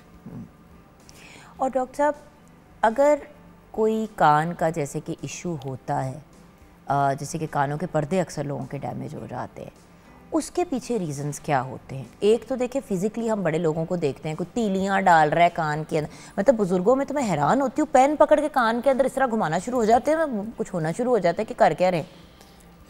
ये जी मेरे ख्याल में अगर माँ का आ रही है तो बच्चे कुछ ना कुछ ज़रूर करेंगे। अगर बच्चे में कहीं ख़ारिश हो रही है ना, नोज़ में, कान में, तो बच्चे कोई भी चीज़ पकड़ के, खिलौने, छोटे छोटे पीस, इसलिए गोरों ने हर चीज़ पे लिखा होता है, हर समझदार कौम ने, keep out of reach of children. या तो हमारे तो अच्छे खासे लोगों उसकी रीच से भी दूर रखनी चाहिए। मैं तो लाइटर नोट पे कह रहा हूँ कि पाकिस्तान में जो भी बच्चा पैदा होता है ना, वो इंजीनियर भी होता है और डॉक्टर भी होता है, बगैर पढ़े लिखे। वो हर चीज़ को घर में मकैनिकी कर रहा होता है। भाई मकैनिकी चीज़ों के साथ करते हुए हम मना करते हैं कि अल्लाह ना करे करंट ना लग जाए, ये ना हो जाए, वो ना जाए। अब तो मुझे इस चीज़ पे हैरानगी होती है कि अपने जिस्म के साथ मकैनिकियाँ कर रहे हैं। ये जो चीज़ें आपने बताई हैं, इन्फेक्शंस, अद्वियात का गलत इस्तेमाल, कॉटन बड का भी बताएं, क्योंकि लोग कॉटन बड भी यूज़ करते हैं। कॉटन बड एब्सोल्युटली यूज़ नहीं करनी चाहिए। इसका कान की सफाई की absolutely there is no need. कान की सफाई की हरगिज़ ज़रूरत नहीं है। सिर्फ नहाने के बाद टॉवल से जितनी सफाई होती है इतनी अलाउड है। अगर किसी बच्चे के कान बहते हैं, फीडर पीता है, इन्फेक्शन होती है, सिर्फ उसके लिए माँ को अलाउड है कि कॉटन बड से बाहर से उसको पास को साफ कर सके। लेकिन वही वाली चीज़ है ना व्यूअर्स के, मतलब बार जैसे कि अब मुझे क्योंकि बचपन से आदत है कॉटन बड यूज़ करने की, क्योंकि अम्मी को देखा, सबको घर में यूज़ करते हुए देखा, तो मुझे ना बड़ा मुश्किल लगता था नहाने के बाद, मेरा हाथ जाता था डायरेक्ट कॉटन बड की तरफ। इसी तरह कनाडा में जब यूनिवर्सिटी में थी, 18-19 साल की थी, इसी तरह निकली कान में घुमाते हुए कॉटन बड। मेरी रूममेट वहाँ पे खड़ी हुई थी, शी सेड क्या कर रही हो? She said what are you doing? मैंने कहा कान साफ कर रही हूँ। She said you are not supposed to do that. मैंने कहा क्या मतलब? कहती नहीं करना ये। शी सेड कान में जब आप इस तरह चीज़ें डाल के वो करते हैं तो कान डैमेज हो जाता है। उस वक्त बाहर के मुल्क में ये बात आम हो चुकी थी। यहाँ पे तो अब ये बात ओपनली लोग कर रहे हैं, लेकिन प्लीज़ व्यूअर्स, हर बंदा जब न्यू बॉर्न बेबी होता है ना, तो दुकान से जब चीज़ें लेने के लिए जाते हैं, कॉटन बड हर बंदा खरीद के लाता है। एक ब्रांड है वेल नोन, उसकी कॉटन बड का एक डिब्बा इतना बड़ा हर बंदा लेके आता है, लेकिन वो आपने यूज़ वो उस पर्पज़ के लिए नहीं है जिसके लिए आप लेके आते हैं। ये मैसेज बड़ा लाउड क्लियर जाना चाहिए कि कान की सफाई नहीं करनी चाहिए। इससे आपका जिस्म खुद ही उसकी सफाई करता आज रहता नहीं है। तो कल नुकसान ज़रूर होगा। अगर आपकी ड्राई स्किन है, डेंड्रफ है, डॉक्टर ने 2-3 दफ़ा चेक किया था, आपके कान के पर्दे ठीक हैं, तो कभी कभी साइंस सेज के ऑलिव ऑयल एक्स्ट्रा वर्जन 3 कतरे आप कान में डाल सकते हैं, सेफ़ है, provided your doctor has seen, he has certified many a times, he has told you आपके पर्दे ठीक हैं, इसमें फ़िक्र की ज़रूरत नहीं है। वो लोग जिनके कान के पर्दे में सुराख है, इन्फेक्शन होती है, हीयरिंग लॉस है, हमारी सोसाइटी में, पाकिस्तानी सोसाइटी में 100% इसका इलाज मुमकिन है। अपने नज़दीक तरीन डॉक्टर को दिखाएं। पर्दा नहीं है तो पर्दा ऑलमोस्ट 100% नया लग सकता है, रिपेयर और ये आपके जिस्म के हिस्से से ही रिपेयर होती है। ये उसके बाद नॉर्मल पर्दे में और जो बाद में पर्दा लगाया गया रिपेयर करके ग्राफ्टिंग कोई फ़र्क नहीं है। इसलिए कोई भी अगर नक्स है कान में तो प्लीज़ इमीडिएटली अपने नज़दीक तरीन डॉक्टर को ज़रूर दिखाएं और उसका इलाज करवा लें, वरना यहाँ से इन्फेक्शन का सबसे बड़ा सोर्स है कि ये ब्रेन में जितनी भी इन्फेक्शन है वो 90% नाक से या मेनली कान के थ्रू ब्रेन में जाती है। Exactly, so it's very next door. इसलिए अगर कान की इन्फेक्शन चल रही है और आपको कुछ नहीं कह रही तो कल नहीं तो परसों ये आपके दिमाग में जा सकती है, आगे जाके ये बहुत बड़ी लाइफ के लिए ख़तरा बनेगी। सही, thank you so much doctor साहब, थैंक यू, ब्लेस यू, खुश रहें, आबाद रहें। व्यूअर्स, वही वाली बात है ना कि देखें हर चीज़, हर मसले का हल ज़रूर है, लेकिन अगर मसला हम होने ही ना दे तो हल की तरफ भी हमें जाने की ज़रूरत नहीं पड़ेगी। वो कहते हैं ना prevention is better than the cure. Next step is early detection, कि चलो अगर हो भी गया मसला तो उसको सही टाइम पे करें। तीसरी बात, अपनी मकैनिकियाँ ना करें। अगर तो आप डॉक्टर हैं तो फिर तो समझ आती है कि आपने डॉक्टरी अपनी झाड़ रहे हैं, लेकिन अगर आप डॉक्टर नहीं हैं और आप गूगल डॉक्टर या वेब एमडी बनने की कोशिश कर रहे हैं तो वो फिर एक प्रॉब्लमेटिक चीज़ हो जाती है। और स्पेशली छोटे बच्चों में आप लोग भी जो देख रहे हैं इस वक्त, अगर कोई भी आपके यहाँ एक्सपेक्टिंग खातून है या आप खुद एक्सपेक्टिंग हैं या बेबी आपका 6 माह से छोटी उम्र का है, तो प्लीज़ अगर हो सके तो जाके ज़रूर चेक करवाएं। एंड जब बच्चे की पैदाइश हो तो मेक श्योर कि बच्चों का पीडियाट्रिशियन जो है, जो बच्चों का एक्सपर्ट है, जो हर अस्पताल में बच्चे को देखने के लिए पीडियाट्रिशियन आता है जैसे ही बच्चा पैदा होता है, माँ बेहोश भी हो तो पीडियाट्रिशियन आके बच्चा चेक करके ज़रूर जाता है। ये एक नॉर्मल प्रैक्टिस है, उस दिन नहीं तो अगले दिन के अंदर अंदर ये चीज़ हो जाती है। तो उसके दौरान मेक श्योर कि बच्चे की हियरिंग, साइट वगैरह की चीज़ें भी चेक की जाएँ। और फॉलो अप विजिट जब भी आप बच्चे को लेके जाएं तो अगेन डॉक्टर से रिक्वेस्ट करें कि डॉक्टर साहब ज़रा देख लीजिएगा, हर चीज़ नॉर्मल के ज़ुमरे में है। वो तो देखेंगे ही, लेकिन आप भी एक दफ़ा रीइटरेट कर दें। यहाँ पे हम अपने शो को क्लोज़ करेंगे, खैर इस सेगमेंट को क्लोज़ करेंगे, ब्रेक के बाद वापस आएंगे। आप हमारे साथ रहिएगा एंड थैंक यू डॉक्टर साहब।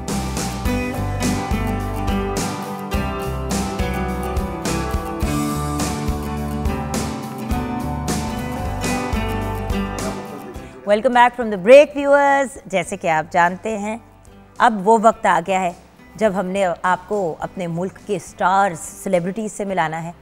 दो बहुत ही टैलेंटेड पर्सनालिटीज़, बहुत ही ब्रिलियंट एक्टर्स हमारे साथ हैं, उनसे मुलाकात अभी करेंगे।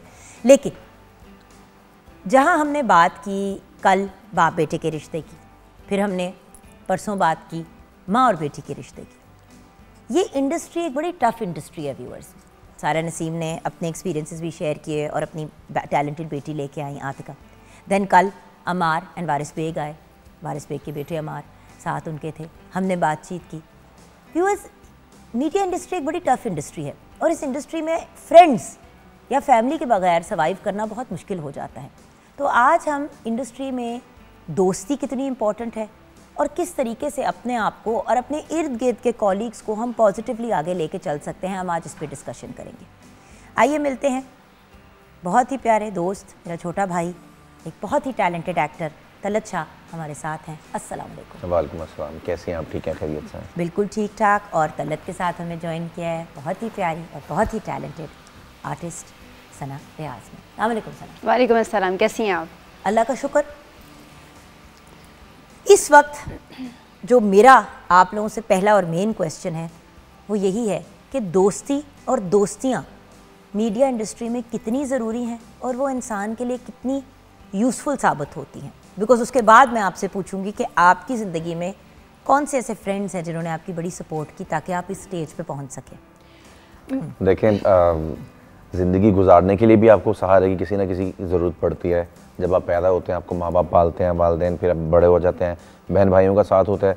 इसी तरह ज़िंदगी गुजारने के लिए जब आप आगे बढ़ते हैं, अपनी ज़िंदगी को गुजारने के लिए, आगे बढ़ाने के लिए, तो कोई ना कोई साथ की ज़रूरत पड़ती है। इसी तरह मीडिया फैमिली में भी जब हम काम कर रहे हैं तो आप कोलीग हैं, बाकी सब मिलने वाले। और अब जैसे कि मैं कराची जाके काम करता हूँ तो वहाँ पे तो बहुत ज़्यादा दोस्तियों की ज़रूरत पड़ती है। खैर इतने ज़्यादा तो मेरी दोस्ती का वो नहीं है, फेलोज़ नहीं है, बट 3-4 दोस्त हैं बहुत अच्छे हैं जिनके साथ अच्छा काम भी रहता है और वो सपोर्ट भी काफ़ी सपोर्टिव भी हैं। What about you, सना? मैं बहुत ज़्यादा सोशल नहीं हूँ और मेरी बहुत ज़्यादा दोस्तियाँ मैं भी नहीं सोशल हैं। दोस्तों की तो बात ही नहीं कर रही। मैं अगर- बात अगर कर रही सिर्फ हूँ वो मीडिया जिगरी इंडस्ट्री यार जिनको आप किसी भी टाइम पे कॉल कर सकते हैं। ऐसे 2 लोग हैं मेरी ज़िंदगी में। एक मेरा क्लास फेलो जो 3 क्लास में मेरा क्लास फेलो था और अभी तक हम माशाल्लाह से हम साथ में हैं। और मीडिया इंडस्ट्री में एक राइटर हैं जिनके साथ मेरी इतनी अच्छी बॉन्डिंग है, he is brother to me. और उनको कभी भी कॉल कर लो, किसी भी टाइम, किसी भी चीज़ के लिए, वो कहते हैं हाँ ठीक है, अब भी हो जाता है ये काम। तो वैसे ओवरऑल अगर हम देखें तो मीडिया इंडस्ट्री में दोस्तियाँ मतलब के लिए हैं, साथ के लिए हैं कि हाँ आप इस तरह मुझे सपोर्ट करोगे, मैं आपको इस तरह सपोर्ट करूँगी। लेकिन अगर हम वो बॉन्डिंग की बात करें जो एक्चुअली हमें अपनी लाइफ में चाहिए होती है, वो मीडिया में बहुत मुश्किल है, मेरे ख्याल से 1% ही रहती है। नहीं, वो तो किसी भी फील्ड में चले जाएं, इस तरह के तो लोग हर जगह पे आपको मिलेंगे।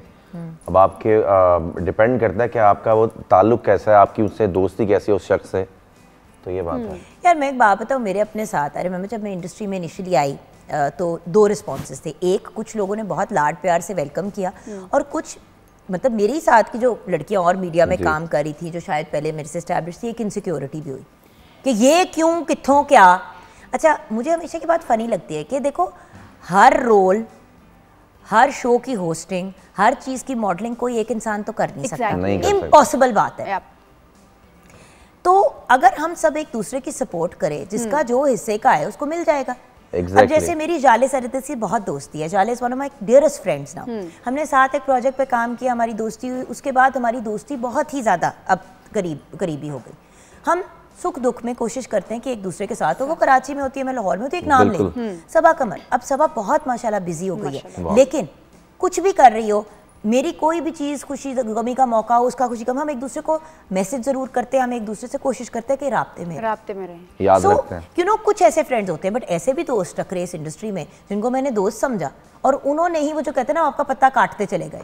मेरे ख्याल से लड़कियां ये काम ज्यादा करती हैं। नहीं, बंदे भी करते हैं, हंस के उसको हंसी आके बंदे बहुत करते हैं ये। अच्छा, मैंने बंदों से एक्सपीरियंस नहीं हुआ। वो आर्टिस्ट के साथ बैठ के आपने शायद ये डिस्कशन नहीं की। हाँ, नहीं, मैं ज्यादा बोलती नहीं। जो तलत से पिछली जनरेशन थी वो तो एक दूसरे के मतलब बेस्ट फ्रेंड्स दिखने में, एक दूसरे के पत्ते काटने में भी सबसे आगे। एक ने कहा कि मैं 10 रुपए लूंगा, अगले ने कहा अच्छा वो 10 ले रहे मैं 9 ले लूंगा, 9 वाले ने कहा मैं का पता चला तो अगले ने 8 ले लूंगा। एंड में वो जीता जिसने 5 रुपए लिए। लड़कियों ने किया है ना, इसलिए मुझे लड़कियों का ज्यादा एक्सपीरियंस है। ये जिनका आप जिक्र कर रही है ना, मुझे इन सब का पता है। ये 5-6 लोग हैं, लेकिन अब मैं नाम नहीं लूंगा, लेकिन अगर मैंने नाम ले लिया तो ये बड़ा शो हिट भी हो सकता है। नहीं, आपने नाम बिल्कुल भी नहीं लेना। हम किसी को देखो, किसी को हम यहाँ पे इंसल्ट या वो नहीं करना चाहिए। हम एक दोस्ती की वैल्यू को आज डिस्कस करना चाह रहे हैं। बिकॉज देखो, जिंदगी में आगे बढ़ना, अपनी ज़ात तो चलो आपको चाहिए होती है और रब की सपोर्ट 100% चाहिए होती है, वो तो एक अंडरस्टूड बात है। लेकिन माँ बाप, भाई बहन, दोस्त, ये ताल्लुक आपको आगे लेके चलते हैं। लेकिन ये तो एक जबरदस्ती के ताल्लुक है, क्योंकि आप जिस घर में पैदा हो गए तो उधर ही आपके भाई बहन वही होंगे जो आपके माँ बाप के पैदा हो, सारा कुछ। दोस्त आप खुद सिलेक्ट करते हैं, दोस्ती आपने चूज की है। एग्जैक्टली, वो कहते हैं ना, friends are the family you choose. Exactly, आप खुद करते हैं। और दोस्त की सिलेक्शन अगर सही ना करे इंसान तो जिंदगी में बहुत सफर भी करता है। सफर भी करना पड़ता है, और सफर से मुराद वही है, पछताना पड़ता है ना कि यार मैंने इसको अपना, इवन यहाँ तक होता है ना कि वो मुहावरा खून पे ला देते हैं ना अपना, मतलब इतनी वफा करते हो आप और आगे से आपको उसके जवाब में आपको जब इस तरह की चीज़ें मिलती हैं तो आप हर्ट होते हो बहुत ज़्यादा। एक आपने क्या उसके लिए वो एक्सपेक्टेशंस जो है आपकी, वो मतलब दिल टूट जाता है ना, इस तरह की चीजें। लेकिन आज के टाइम में मेरे ख्याल से एक्सपेक्टेशंस रखना भी सही नहीं है। आपको, मुझे लगता है कि अगर आप किसी के लिए कुछ कर रहे हो, आजकल के टाइम में तो सना ज्यादा एक्सपेक्टेशंस रखनी चाहिए, क्योंकि जिंदगी इतनी टफ हो गई है। लेकिन जुगन, आप यकीन करें, अगर आपने एक्सपेक्ट कर लिया ना किसी के लिए कुछ करने के बाद कि वो बंदा आपके लिए ये काम करेगा, तो आप बहुत हर्ट होगे, क्योंकि वो कभी वो नहीं करेगा। उसने अपनी मेंटालिटी के हिसाब से चलना है, आपको अपनी मेंटालिटी के हिसाब से चलना पड़ता है। आप किसी के लिए कुछ कर रहे हो, आप चाहे 101% दे रहे हो ना, अगर अगले बंदे का ज़र्फ इतना है कि वो सिर्फ 1% देगा, तो आप 200% भी करोगे तो उसका ज़र्फ वही है, उसने 1% ही करना है। मेरे ख्याल में तो आपका एक माइंडसेट बना लेना चाहिए कि जिसके लिए जो करना है करो, किसी उम्मीद के बगैर। एग्जैक्टली, एक्सपेक्टेशन को, फॉर एग्जांपल अभी सामने मेरी महालिका खड़ी हुई है, हमारी शो की कोऑर्डिनेटर भी हैं, मेरी दोस्त भी है, मेरे बच्चों की तरह भी है। ये मेरी एक नेचुरल एक्सपेक्टेशन है कि मेरे सुख दुख में मेरे साथ खड़ी होगी, और सच्ची बात है हमेशा खड़ी भी हुई है। You understand what I mean? ये एक अंडरस्टूड बात है। इतनी एक्सपेक्टेशन रखनी तो ठीक है, लेकिन ये एक्सपेक्ट करना कि कोई इंसान आपको कैरी करेगा, वो एक इम्पॉसिबल बात है। वो तो कोई भी नहीं कर सकता बेटा, माँ बाप नहीं कर पाते। एग्जैक्टली, क्योंकि लाइफ में उसकी अपनी भी परेशानी है, उसकी अपनी भी लाइफ है, किन किन चीज़ों से जुड़ी हैं, और जैसे हालात चल रहे हैं बहुत मुश्किल है। आपके जवाब में ना एक सवाल भी है। देखिए, आपने कहा कि अभी महालका की आपने बात की कि दुख सुख में आप एक्सपेक्ट करती हैं कि वो आपके साथ खड़ी हो, और खड़ी भी होती है। लेकिन ऐसे दोस्त भी हैं लिटरली कि जो आपके साथ होते हैं हर खुशी में, लेकिन जब टाइम गम का आता है ना, जब बुरा टाइम आता है, तो वही दोस्त स्किप कर जाते हैं। Exactly, and I have been through this. भाई अंग्रेजी का एक मुहावरा है ना, laugh and the world laughs with you, weep and you weep alone. मुहावरा तो खैर नहीं, एक पूरी नज्म है ये, पोएम है, लेकिन वही चीज है ना कि आप हंसते हो तो सब आपके साथ हंसेंगे, जब आप तकलीफ में हो तो अगला कहता है कौन रोए पेटे चल परो। बिल्कुल, मेरी नजर में तो यार या दोस्त वो है जो सुख दुख में दोनों में खड़ा हो साथ, लेकिन दुख में तो आपने बिल्कुल नहीं साथ। दुख में आप अकेले ही हैं। मेरे ख्याल से और गाइड भी राइट करना है। यार मैं आपको बता नहीं सकती हूँ, मैंने 2-3 ऐसे केसेस देखे हैं कि इंडस्ट्री में 2 लड़कियां बड़ी अच्छी दोस्त हैं या 2 बंदे बड़े अच्छे दोस्त हैं, एक का कोई मसला, कोई स्यापा हुआ, अगले ने उस मसले स्यापे को हल करने के बजाय उसको और पुट्ठी मत दी कि वो और अपना मसला खराब करे, और पूरे करियर्स बर्बाद हो गए। बिल्कुल सही बात है। अब देखिए, सोशल मीडिया का मैं एक एग्जांपल देती हूँ। सोशल मीडिया पे अक्सर आप लोग नोटिस करते हैं कि कोई इशू, कोई बात होती है तो बहुत से लोग बोल पड़ते हैं उसके बारे में। अच्छा, किसी ने कोई ऐसी बात कह दी जो शायद उसने ना समझी में की या सोच समझ के नहीं की, उस बंदे की बात को पकड़ के सारे इंडस्ट्री के लोग चीथड़े उड़ाने शुरू कर देते हैं। आई एम सॉरी, बिल्कुल सही ऐसा कह रही होता हैं। है, ऐसा होता भाई कोई अपना ही उसको गाइड कर दे कि बेटे आप इस चीज को उतार लो और कह दो कि भाई कह मेरे दो, से गलती बिल्कुल। हो गई, मुझे ये नहीं लिखना चाहिए था। और अगले भी जो अगले बंदे को गलत और बुरा साबित करने की कोशिश कर रहे हैं, वो भी ऐसी हरकतें ना करें। जड़ों से Negativity एक दूसरे बहुत को ज्यादा है। काटने के का क्या फायदा है? क्या फायदा? और आप किसी को खाड़ के बाहर निकालोगे, आपका क्या रहेगा पीछे अगर से? किसी ने कुछ पोस्ट भी किया है ना, तो हालांकि वो लोग जैसे नीचे आके गालियां शुरू कर देते हैं और ये चीज़ें कर, अब मैं ही कह रहा हूँ नहीं नहीं नहीं तूने बिल्कुल अच्छा किया है, लोगों की तो बकवास करने की आदत है ये, इसका मतलब है आप उसे मतलब जानबूझ के कह रहे हैं ताकि उसकी इंसल्ट और वो बिल्कुल धुतकारा जाए। I'll give you an example. आप सेट पे हो, आप एक प्रोजेक्ट कर रहे हो, आपको डायरेक्टर डांट देता है, जो डायरेक्टर का राइट है यार, बॉस है हमारा, कैप्टन ऑफ द शिप है, डांट देता है। साथ सहेली खड़ी है, आपको कहती है यार ये इन्होंने तुम्हारे साथ ठीक नहीं किया। मेरे साथ हो चुका हवा है। देने वाली आगे बात। से सना घूम के कह बिल्कुल। रही है कि नहीं यार कह सकते हैं, वो कहे नहीं यार सबके सामने तुम्हें जलील कर दिया, तुम्हें इंसल्ट कर दिया। मेरे साथ हो चुका है, तुम्हारे साथ हुआ होगा यार, ये मेरे साथ भी हो ठीक नहीं चुका किया। है, हाँ। अच्छा खुद नहीं जाके कहना कि बॉस आपने उसको क्यों डांटा, आपको नहीं इस तरह डांटना चाहिए था सर, अच्छी बात नहीं है, वो बेचारी हर्ट हो गई, ये नहीं किया तो आपको मुझे चाबी आगे दी। किया, हाँ। अब अगले बंदे का दिमाग खराब हो गया, बिल्कुल। अगले ने फिर अगली बार कोई बात की, वो पिछले का बंदा भरा बैठा है, उसने वहां बेइज्जती कर दी। बेसिक, क्योंकि वो ऑलरेडी इतने क्रू में जब डायरेक्टर ने या किसी ने भी डांटा है, वो पहले ही ऑफ हो गया, वो अपना उस पोजीशन में से निकल के वो जीरो पे आ गया। अब वो दूसरे वाला पोक कर रहा है, आपको कर रहा है, एक दो बार तो आप कहेंगे इसे इग्नोर करेंगे, लेकिन वो जब करता जाएगा आप कहेंगे वाकई यार ही तो वाकई मुझे मेरे साथ एक सेट इंसल्ट पे फील हुआ, होना शुरू हो जाएगी। मुझे डायरेक्टर ने, मैं शरारत बहुत करती हूँ सेट पे, तो मुझे ना डायरेक्टर साहब ने डांट दिया और कोई क्रू था को 25-30 लोगों का। अच्छा मुझे ना, मैं लिटरली मैं आंसुओं के साथ रोने लग गई कि मुझे इतनी जोर से इन्होंने डांटा है, तो इनको मुझे साइड पे होकर कहना चाहिए था कि शरारत ना करो, क्योंकि इफ्तिखार ठाकुर साहब थे सेट पे। तो मेरे साथ एक को आर्टिस्ट थी, उन्होंने मुझे कहा नहीं नहीं सना ये बहुत इंसल्टिंग है, उन्होंने तुम्हें इंसल्ट किया। मैंने कहा नहीं मैं भी शरारत बहुत ज़्यादा कर रही थी, तो उस मेरे ख्याल से ठीक है, लेकिन सबके सामने नहीं। उसने कहा नहीं नहीं तुम जाओ जाके कहो कि ये क्यों किया। मैं जाके डायरेक्टर के गले नहीं पड़ गई, मैंने कहा आपने मेरे साथ ऐसा क्यों किया, आपने क्यों 20-25। लेकिन director he was really a nice person, मुझे साइड पे लेके गए, उन्होंने कहा चौधरी अगर मैं तुम्हें यहाँ नहीं डांटता तो फिर वो एक माइंड बन जाता है कि सना शरारत करती है, इसको कोई कुछ नहीं कहता बाकी सबको। और दोबारा किसी के कहने पे आके 20 लोगों में डायरेक्टर को कभी कुछ मत कहना, ये ज़िंदगी की सीख रखो कि तुम्हें चाबियां बहुत सारे लोग देंगे लेकिन तुमने अपने दिमाग से चलना है। तो ये दोबारा किसी डायरेक्टर के साथ ये हरकत मत करना। और ये और बात आइंदा शरारत भी नहीं करनी। शरारत से तो ना ये बात मैं आएगी सेट ना में मैं बहुत शरारत आऊंगी, करती और तल्लत को भी हम कभी कभी घेर लेते हैं शरारतों में, तो इसलिए ये तो अपनी जगह एक बात है। लेकिन व्यूअर्स मेन ये बात करने का पर्पस ये है कि यही मामलात हमारे घरों में अक्सर होते हैं। भाभी को किसी ने कुछ कह दिया, नंद ने आके उसको कहा कि ओहो आज तो भाई ने बड़ी आपके साथ बुरी की है, सुथरी के लो जी गला पहले ही भरा बैठा है, आप उसको और चाबी दे रहे हैं। ये बिल्कुल। बात करने का रीज़न व्यूअर्स बेसिकली ये है कि प्लीज़ ताल्लुक़ बहुत मुश्किल से बनते हैं, और जब वो बन जाए तो उनको जुड़ा हुआ रखना और उनको पॉजिटिव तरीके से आगे लेके चलना एक बड़ा इंपॉर्टेंट एलिमेंट होता है। बिल्कुल सही रिश्ते बात बनते और टूटते बड़ी आसानी, बनते मुश्किल से हैं, टूटते बड़ी आसानी से हैं, और सालों की वो इन्वेस्टमेंट होती है कभी कभी, बिल्कुल डेकेड्स की इन्वेस्टमेंट होती है। तो प्लीज़ गाइस एक रिक्वेस्ट है कि एक दूसरे के लिए आसानियाँ पैदा करें, एक दूसरे के साथ पॉजिटिव अंदाज में चलें, और जितना किसी के काम आ सकते हैं आएँ। क्या पता किसी ऐसे लम्हे पे आप स्टक हो, वो बंदा ना भी काम आ पाए तो अल्लाह ताला कोई और आपके लिए वसीला क्रिएट कर दे। हम यही बात कर रहे थे ना कि हर बंदा अगर किसी एक बंदे के काम आता है अल्लाह किसी भी तरीके से, भाई मैं तो आपको ये भी कहती हूँ कि भाई जहाँ पे आप इतने काम करते हैं किसी को उसकी तरफ मुस्कुरा दे, भाई हर 6 महीने बाद ब्लड ज़रूर डोनेट करें।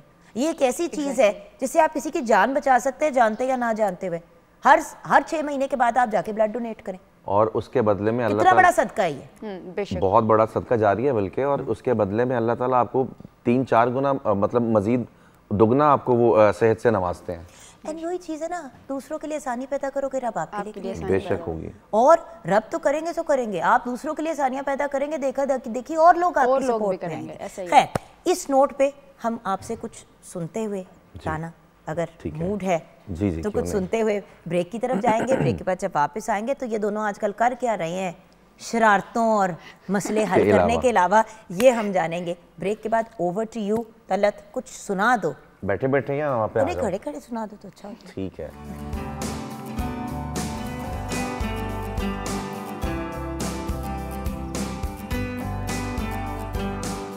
जी हाँ viewers, welcome back from the break. Chef Noor ने किचन में क्या कारनामा सर अंजाम दिया है इनसे कारनामा बहुत अच्छा अंजाम दिया है। आज हमने कारनामा ये अंजाम दिया कि आप और मैं ट्विनिंग कर रहे हैं जी। कारनामा आज हमारा ये था।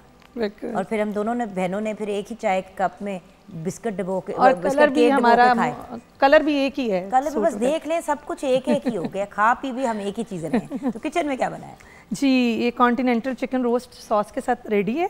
कुछ मैंने जो है वो सॉस के बगैर रख दी है, साथ सॉस रख दी है और कुछ ऊपर डीजल कर दी है। और फ्राइज हम साथ में फ्राई करें, वो फ्रेश। आपको पता है व्यूअर्स, हर चीज़ फ्रेश फ्रेश सर्व हो तो ज़्यादा उसका मज़ा आता है जी।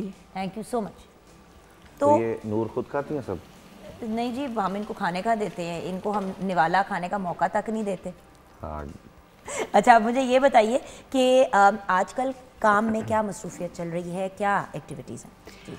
यार ड्रामास के शूट चल रहे हैं अल्हम्दुलिल्लाह। और 18 जनवरी को दोबारा से, अभी 10 दिन की ब्रेक है, 18 जनवरी से दोबारा स्टार्ट हो जाएंगे। ठीक है। और इन दिनों में मेरे घर की कंस्ट्रक्शन चल रही है तो मैं उस पे ज़रा तवज्जो मरकूज़ अच्छा, अपना घर बना रही हो? हाँ जी, माशाल्लाह से। माशाल्लाह, बहुत तो थैंक यू सो मच। तो उस पे ज़रा तवज्जो चल रही है कि मैं घर, क्योंकि मैंने ड्रीम हाउस बनाना है अपना, तो मैं उस पे लगी हुई हूँ कि कोई चीज़ मिस ना हो। तो कब बनाना शुरू किया, कितना टाइम रह गया है? 2 महीने बनाना, इसको 2 महीने पहले बनाना स्टार्ट किया और 2 महीने यकीन अभी 1.5 महीना पड़ा है। हाँ जी, अभी 1.5 साल पड़ा है। अभी 1.5 साल पड़ा है। यार आप यकीन करें, मैं ना बेसमेंट में मैंने वो बनवाना था, पूल बनवाना था, उस प्रोसेस में इतना टाइम लगा है कि वो हर चीज उसको मैनेज करते करते नहीं बना बनाया घर ठीक करा रही हो या नहीं नया बना रही? नया बना रही, यानी कि नींवें डाल गई हैं? पूल बन रहा है अभी। पहले पूल बना रही हो? बेसमेंट में पूल बन रहा है। अच्छा, यानी कि नींव खोदनी है और पूल बना दिए, बना कर चीजें करे और उसके बाद फिर बाकी कंस्ट्रक्शन स्टार्ट हो। बहुत मुबारक, थैंक यू, बहुत मुबारक, अल्लाह तुम्हें कामयाब करे। और घर बनाना वैसे ही हर बंदे का ख्वाब होता है और ये बड़ी सेंसिबल बात होती है कि राइट टाइम पे तलत बंदा कर ले। बहुत ज़रूरी था। अभी बहुत अच्छा है और आने वाले वक्त में तो मजीद आपके लिए बहुत अच्छा रहेगा। अपने आप को खुद दुआएं देंगी। हाँ। नहीं, पता है रेंट के घर पे रहना बहुत मुश्किल है। अच्छा, दूसरी बात, रेंट के घर में जो भी आप काम कराते हो ना, ऐसे लगता है जैसे कुएं में डाल दो। इवन दो आपने किसी से किराए पे लिया, आपको, मैं हमेशा कहती हूँ कि घर जब किसी से किराए पे ले तो उसको जिस हालत में मिला था उससे बेहतर हालत में दे। गलत आपको, मेरी अक्सर ये बात होती है कि भाई किसी के इवन अगर आप उनको पैसे दे रहे हैं, उसका रेंट दे रहे हैं, तो उसको पहले से बेहतर हालत में दें। यानी कि अगर छोटे मोटे काम है, हर चीज के लिए लैंडलॉर्ड को पागल करना, तो भाई ये 1500 रुपए वाला काम है तो आप इसके मतलब बेहतर है कि बंदा खुद ही कर ले। मुझे 5 साल हो गए वहाँ रहते, मेरे लैंडलॉर्ड कभी नहीं आए, कभी भी नहीं आए। इवन जो काम होता है मैं खुद करवा लेती हूँ, बता देती। हाँ, मतलब अच्छी बात फोन करके भी नहीं पूछा कि कोई कुछ चीज। अच्छी बात है ना कि मतलब वो अपने में रहते हैं और बंदे ने कोई जरूरी बड़ी चीज करनी हो, बंदा राब्ता कर ले। किसी चीज के हवाले से डिस्टर्ब नहीं किया। रेंट के घर के अलावा रोजमर्रा इस्तेमाल की जो चीजें भी अक्सर लोग ले लेते हैं यारी दोस्ती में, उसको भी ठीक तरह से वापस करना चाहिए। उसको भी ठीक तरीके से आप प्लीज तलत के जिसने कपड़े और जूते और चीजें बोरो की हैं उनको वापस करें और सही हालत में करें, वरना नहीं लेके दें। अच्छा तलत, आपसे एक गिले के साथ सवाल है मेरा। जी। हो क्या रहा है, लेकिन सिंगिंग पे ज्यादा तवज्जो क्यों नहीं देते हो? मसला क्या है तुम्हें? मैं डे 1 से छोटे भाई हो इसलिए जरा लड़ाई कर रही हूँ। जी बिल्कुल कर रहे हैं। आपका यार he is such a brilliant singer. Sana, just as a listener मुझे एक बात बताओ, इतनी इस बंदे की आवाज खूबसूरत है, पता नहीं समझ नहीं मुझे आती। हम गा सकते तो हम पता नहीं क्या क्या करते। मैं तो पता नहीं क्या कर लेती अगर मैं गा सकती होती तो। देखिए, मैं जितना मैक्सिमम कर सकता हूँ या मैं वो कर रहा हूँ, क्योंकि कराची में काफ़ी शोज़ के लिए मुझे आती हैं रिक्वेस्ट वगैरह। तो मैं अभी परसों ही वापस आया हूँ कराची से, तो 5-6 शो थे वो मैंने किए। यहाँ पे फिर एक मसला था, उसकी वजह से मुझे वापस आना पड़ा। फिर एक प्रोजेक्ट के लिए आना पड़ा। एक प्रोजेक्ट है दिलावर मलिक साहब कर रहे हैं, कमाल। मुझे तो बहुत वेरी फर्स्ट टाइम मैंने उनके साथ काम किया। He is a lovely man. क्या बात है, मुझे इतना अच्छा लगा उनसे काम करके और मेरा काम उनको इतना पसंद आया। अगले प्रोजेक्ट के लिए उन्होंने मुझे कहा है। अच्छा, दिलावर साहब तो बहुत सेंसिबल आदमी है, उनको आपका काम कैसे पसंद आ गया? क्योंकि अच्छा था इसीलिए तो पसंद आया, क्योंकि वो सेंसिबल है। उनको मेरा काम पसंद इसीलिए आया क्योंकि मैंने अच्छा किया, उनको पता। मुझे पता है तलत, मैं हमेशा कहती हूं you are a brilliant artist. उन्होंने प्रॉमिस किया कि मैं इतना अच्छा सेकंड वाले जो इसके बाद वाला प्रोजेक्ट है मैं करवा रहा हूं तुमसे कि लोग कहेंगे कि यार ये वो बंदा जा रहा है। क्या बात है कि ये वो कैरेक्टर लोग याद रखेंगे, इस बंदे ने ये कैरेक्टर किया था, लोग उंगलियां उठा, भाई ये वो जा रहा है, ये वो तलस्या जा रहा है, उस कैरेक्टर का जो भी नेम है, ये उस नाम से लोग तुम्हें पुकारेंगे। मैंने कहा चलिए इंशाल्लाह, अल्लाह इज्जत देने वाले हैं। आपको मेरा काम पसंद आया, बहुत शुक्रिया। और उन्होंने बहुत ज़्यादा मतलब एक वो मेरा मसला था उसमें भी बहुत ज़्यादा गाइडेंस और मेरी मदद कर रहे हैं। खैर, अल्लाह ताला हम सब के लिए आसानियाँ पैदा करे और हमारी ज़िंदगी में ऐसे लोग ही लाए जो आसानियाँ पैदा करे इंशाल्लाह। और जो पॉजिटिव अंदाज में हमारे साथ आगे बढ़े। अच्छा, एक प्यारी पर्सनैलिटी जो आज के दिन हमसे जुदा हुई, उनकी बात करना बहुत ज़रूरी है। जी। ज़ुबैदा आपा, ज़ुबैदा तारिक इलियास की आज डेथ एनिवर्सरी जी, है। जी, जी। सेलिब्रिटी कुक, उसके अलावा हमें अमेजिंग किस्म की टिप्स देना, हर्बल के पॉइंट ऑफ व्यू से, फिर एंटरप्रेन्योर भी थी। फैमिली बहुत बड़ी है जी इनकी फैमिली माशाल्लाह। बहुत बड़ी और इतनी को प्यारी खातून थी आप। 4 जनवरी 2018 में आप इस दुनिया से रुखसत हुई। अल्लाह ताला उनके दर्जात बुलंद फरमाए। 1943 में शायद इनकी पैदाइश भी है। और मेरी ना इनसे मुलाकात, एक बात बताऊँ, मतलब आई मेट हर 2-3 दफ़ा ही, क्योंकि ऑब्वियसली वो कराची बेस में, लाहौर बेस में 2 या 3 दफ़ा मुलाकात हुई। इतनी लविंग, इतनी वार्म, इतनी प्यारी इंसान बहुत के ज़्यादा। बस दिल चाहता था ज़ुबैदा आपा को जाकर जफ्फी मार लो, पर जफ्फी मार के बैठे रहो। इतनी प्यारी। माशाल्लाह। तो खैर, प्यारे लोग जब दुनिया से जल्दी चले जाते हैं तो हमें दुख भी होता है। Even though I mean obviously उनकी एक एज थी, लेकिन उनको बहुत याद करती है पूरी इंडस्ट्री, और अच्छे अल्फाज में याद करती है। इसी तरह जब सिंगिंग की बात हो रही है तो एक ऐसे मौसीकार जिनका ताल्लुक़ पटियाला घराने से था, क्लासिकल और सेमी क्लासिकल मौसीकी में बहुत ज़्यादा आप महारत रखते थे। नेशनल और इंटरनेशनल लेवल पे आपको बहुत रिस्पेक्ट मिली। बात कर रही हूँ उस्ताद फ़तेह अली खान साहब। फ़तेह अली खान साहब। आज आपकी भी डेथ एनिवर्सरी है। आप ज़ुबैदा आपा से 1 साल पहले इस दुनिया से रुखसत हुए। 17 में जी, 4 जनवरी 2017 को। रेडियो, टीवी, फिल्म, हर लेवल पे आपने बहुत ब्रिलियंट परफॉर्म किया। आपको प्राइड ऑफ परफॉर्मेंस और तमगा इम्तियाज़ दोनों से नवाजा। सो अल्लाह पाक आपके भी दर्जात बुलंद फरमाए। और इसी नोट पे एक सॉन्ग आपसे सुनते सुनते अपने शो को क्लोज करेंगे। अच्छा, हम एंड की तरफ जा रहे हैं। बस शो खत्म हो गया। एंड की तरफ क्या जा रहे हैं? एंड हो गया। अच्छा, इनका दिल नहीं कर आपको छोड़ के जाने। नहीं, पर टाइम का कहाँ यार, आप लोग जब भी आते हो ना, whenever you come, एग्जैक्टली जोगन के साथ जब भी शो करते हैं टाइम का पता नहीं, नहीं मेरे साथ तो नहीं। You guys are very awesome guests. एक बात बताओ व्यूअर्स, एज अ होस्ट ये बात बंदे को माननी चाहिए। ये क्रेडिट होस्ट को नहीं जाता कि अगर कोई शो बड़ा सुकून से या बड़ा रिलैक्स और बड़ा मजे का निकल जाए कि आपको टाइम का ही ना पता चले। इसका क्रेडिट जाता है आपके गेस्ट को। आप तो डेली प्रोग्राम करते हैं, कभी कभी 2 घंटे का प्रोग्राम 8 घंटा का महसूस होता है, खत्म ही नहीं हो रहा होता, वक्त ही नहीं मुक रहा होता, क्योंकि लोग ऐसे बैठे होते हैं। सो जब अच्छी कंपनी हो थैंक यू सो तो मच। वक्त और शोज सारे अच्छे वक्त। अच्छा वक्त जल्दी गुजर जाता है। Thank you so much. आप दोनों के लिए दुआ है, अल्लाह ताला आप दोनों को सुरखरू करे, आप दोनों को कामयाब करे जज़ाकल्लाह। और आपकी फैमिलीज को सेहत अता करें आमीन। और लंबी सेहत वाली जिंदगियां आपको और आपके लाइफ पार्टनर्स, आपकी फैमिलीज, आपके पेरेंट्स, सब लोगों को अता सेम करें। Prayers for you and your आमीन, फैमिली। आमीन सुमा। आमीन। अब मज़ीद दिन ब दिन खूबसूरत होती जाएं जैसे होती जा रही हैं। बाजी जी मेरी हमेशा यही दुआ है। हुन भाई दा हुन ਤੁਹਾਡੇ ਭਾਈ ਦਾ टाइम खत्म हो गया तो ਤੁਸੀਂ कह रहे हो जब मैं नहीं जब मैं आती हूँ ना, आप हमेशा ज्यादा खूबसूरत लग रही होती है मुझे। बेटा मैं हर बार आपके आने पे एक्स्ट्रा जोर से नहा के आती हूँ, रेग मार से नहा के आती हूँ। ठीक है। इतनी सर्दी में भी इतनी से बेटा हीटर ऑफ कर दो अंदर और दुआ करो कि अल्लाह मियां आज के दिन निमोनिया ना हो तो इंशाल्लाह गुजारा नहीं निकल जाता है। नहीं एनीवे, ब्लेस यू ऑल, जज़ाकल्लाह। खुश रहें, आबाद रहें। कुछ सुना के जी सुलाइएगा नहीं, जी शो खत्म करा दीजिएगा। लेकिन वो चले थोड़ा सा सोने वाला ही है, लेकिन अच्छा लगेगा। पहले मैंने जगा दिया था सबको, व्यूवर्स को भी और आप सबको भी। अब वापस हो जाए, थोड़ा सा वापस आ जाए।